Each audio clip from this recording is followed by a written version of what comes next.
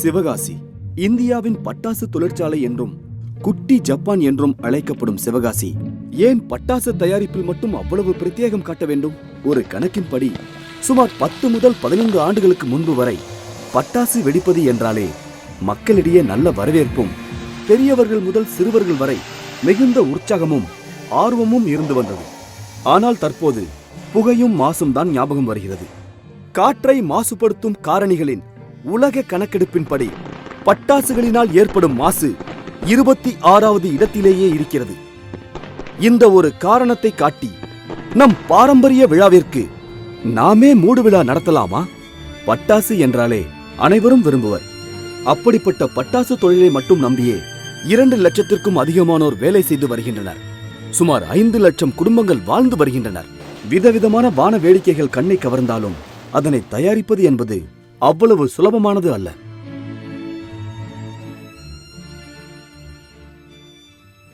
ஏன் சிவகாசி ஹப்னா ஒரு 30-40 years back சிவகாசியோட climate conditions ரொம்ப பெர்ஃபெக்டாக இருந்துச்சு. 3 இண்டஸ்ட்ரிக்கு, பிரிண்டிங், மேட்சஸ், ஃபயர் ஒர்க்ஸ். ஏன்னா இந்த 3 இண்டஸ்ட்ரிக்கு தேவை பார்த்தீங்கன்னா ஹீட் எக்ஸ்ட்ராடினரியாக இருக்கணும். ஸோ அப்போ இந்த ஃபயர் ஒர்க்ஸோட கெமிக்கல்ஸ் எல்லாம் காயறதுக்கு நல்ல இந்த ஹீட் கரெக்டாக இருந்துச்சு. விவசாயம் இங்கே மழை பெய்யாமல் இருக்குது. அப்போ மழை பெய்யாமல் செய்கிற இண்டஸ்ட்ரிங்கிறது விவசாயிக்கு அடுத்து இது உள்ளே மேட்சஸ்க்கு அடுத்து ஃபயர் ஒர்க்ஸ் வந்துச்சு. இந்த பூமி கந்தக பூமின்னு சொல்லுவாங்க. பூமி அதுக்கேற்ற மாதிரி இரிகேஷனோ அக்ரிகல்ச்சரோ வேறு எதுவும் பண்ணுறதுக்கு உண்டான சப்போர்ட் இல்லாமல் 25 இண்டஸ்ட்ரி பேஸ்டாக வந்தனால ஃபயர் ஒர்க்ஸ் ஒரு பூமாக இருந்துச்சு சிவகாசியை பொறுத்த வரைக்கும். சிவகாசி வறண்ட பூமி என்பதால் விவசாயம் செய்ய முடியாததாலும் வேறு தொழில்நுட்ப வளங்கள் இல்லாத காரணத்தாலும் மக்கள் பட்டாசு தயாரிப்பதையும் தயாரிக்கும் தொழிற்சாலைகளிலும் பணிபுரிந்து வருகின்றனர்.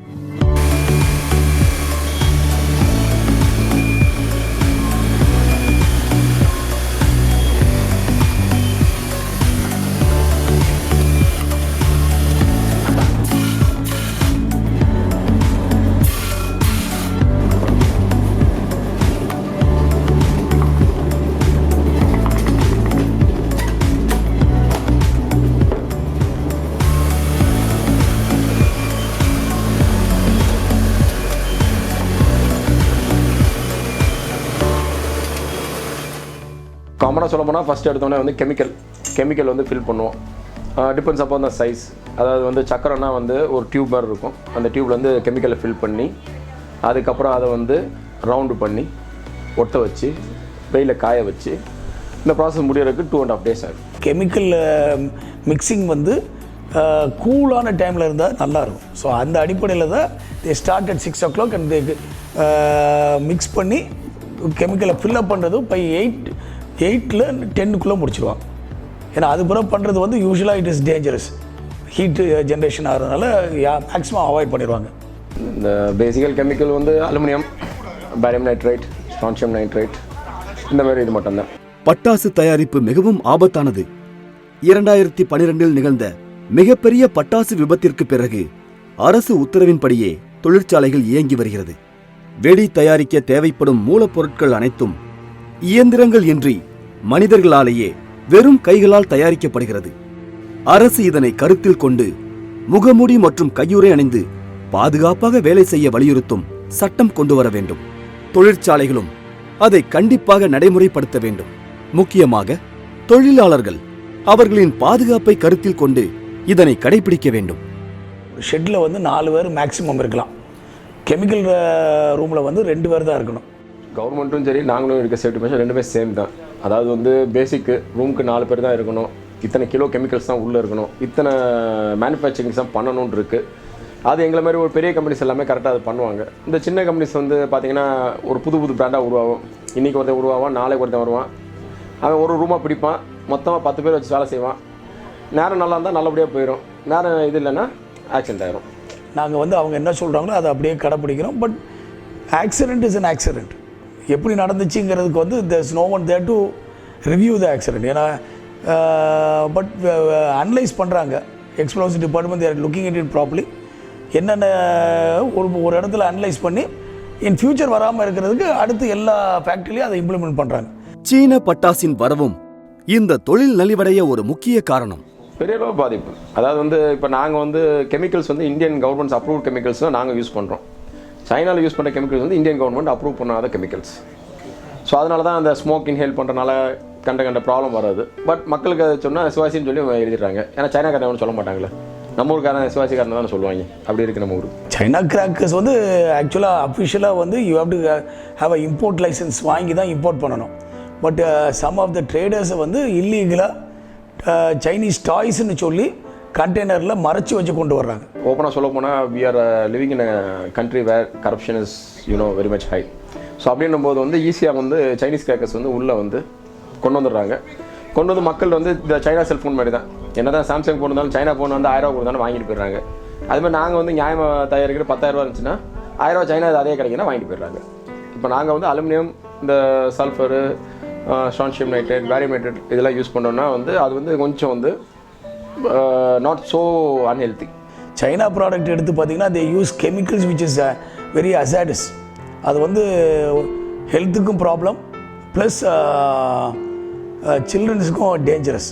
ஏன்னா வந்து எக்ஸ்ப்ளோஷன் ஆச்சுன்னா ரொம்ப ப்ராப்ளமாக இருக்கும். நாங்கள் சிஎம்ஐ பார்த்துட்டோம், பிஎம்ஐ பார்த்துட்டோம், ராஜ்யசபா எம்பியை பார்த்துட்டோம், லோக்சபா எம்பியை பார்த்துட்டோம், எம்எல்ஏ பார்த்தாச்சு. எந்த கேலிபில் கவர்மெண்ட் இருக்காங்களோ எல்லாருமே நாங்களும் பார்த்துட்டு வந்துட்டோம். Government keep on changing but the rules still same for Sivakasi. அதே மாதிரி சைனா ப்ராடக்ட்டுக்கு நம்ம இதுக்கு காஸ்ட் வைஸ் கூட அலுமினியம் பவுடர் காஸ்ட் வந்து ஒரு கிலோ வந்து 280 ரூபா ஒர்க் அவுட் ஆகும். வேறு சைனா வந்து பொட்டாசியம் குளோரைட் போடுவாங்க. பொட்டாசியம் குளோரைட் வந்து கிலோ வந்து 40 ரூபா. அப்போ 40 ரூபாய்க்கு இருக்குது, இது எங்கே இருக்குது?